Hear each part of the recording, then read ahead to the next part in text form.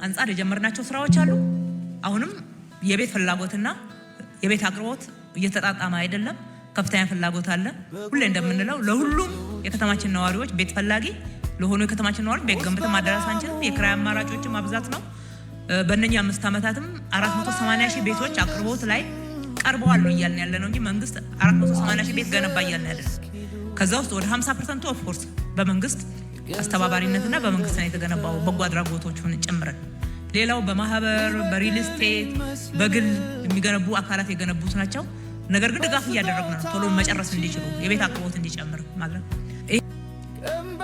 የተወሰነውን ክፍያ ራሳቸው መክፈል የሚችሉበትን አቅም ካልፈጠሩ በስተቀር ቤቱን ባንክ አስተላለፍን ተመልሶ ባንክ ይወስደዋልና በባንክ ብድር የተሰሩ ቤቶች ስላሉበት ማለት ነው። ይሄንን አድርገን የውሃ አቅርቦታችንን ለማሻሻል እናመጣለን።